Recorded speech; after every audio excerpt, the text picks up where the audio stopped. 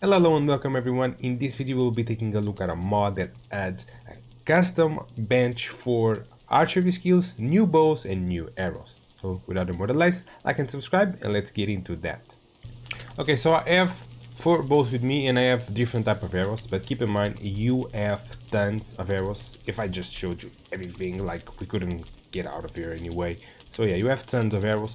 We also have keepers, which are pretty awesome. You have the wooden one, the leather one and the iron one being the max. So it's a high quality iron cleaver, increases the bow skill by 20 and the stamina regeneration by 5% and damage with bows by 5%. So it's pretty much like you equip this like something like a cape or something, and there we go, you have it. You have the bonus and you have these 4 bows. I'll give you the crafting recipes at the end. For now, let's just test this out.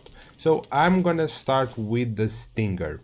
This is not upgraded by no means, so we're gonna like straight up try this by default. So I'm looking here for a poison arrow. There we go. So we're gonna use a poison arrow and I'm gonna spawn as usual the goblin. So spawn goblin brute. There we go. This guy tends to be the most tanky and the hardest to kill. Probably should just take ghost so you can see me.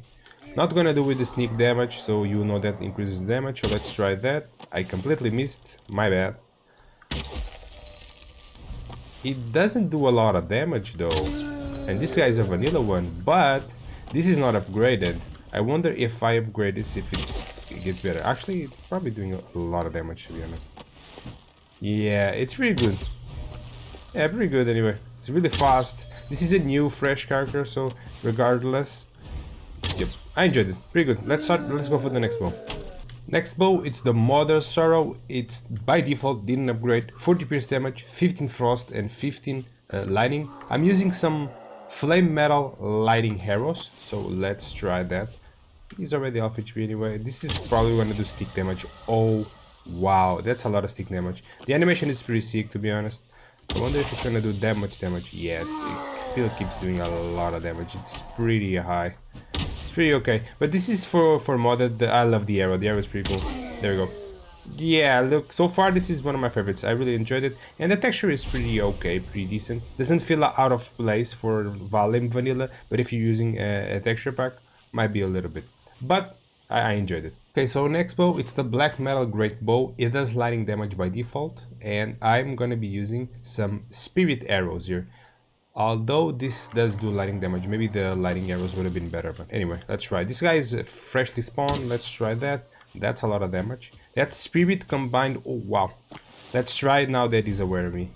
That was with the sneak. So that's a good chunk of damage. These guys are pretty tanky anyway.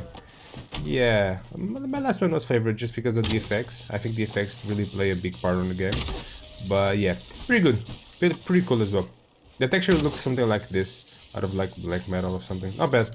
So last bow, you kinda guess it, flame metal great bow. It does fire by default. I'm using a flame metal fire arrow, so it does 15 fire. So let's try that on this guy. I'm pretty sure it's gonna just shred him to pieces. Look, my guy, I would love if you, I would love if you didn't destroy my stuff. I still have to go through that. Oh wow, that's a lot of damage. This is for modded gameplays or stuff, so it's okay. But even though, wow, that's pretty cool. The second one was my favorite, but this one is pretty cool as well. It's the flame metal version of it, so it's kind of like the last end game bow. It looks something like this, as you can see. Pretty cool. The arrows are pretty cool as well. They have their own effects and all, so I really enjoyed that. Okay, so now I'm gonna give you sort of like what you can do. So this is the Fletcher stable. Of course, you need the roof and all of that. It's not gonna allow me to access in, but I can show you what you'll be able to craft, which will be pretty much from here, which is the base wood arrow, to core wood, bark wood. Like, it's pretty much all the woods that are available in the game. Then you can do blunt damage, poison damage, like a lot of stuff, and you'll be able to craft till here the stinger. So you have all of this. You need black metal to make most of the bows, and this is the crafting recipe for the second bow, the one that I love the most, Thunderstone. It's pretty expensive, but they are pretty OP in a sense, so I kind of enjoyed it. So this is what the Fletcher table will give you. And so, okay, now that you know that, how do you craft this? So it's like a station. So you grab yourself the hammer. Doesn't make sense anyway.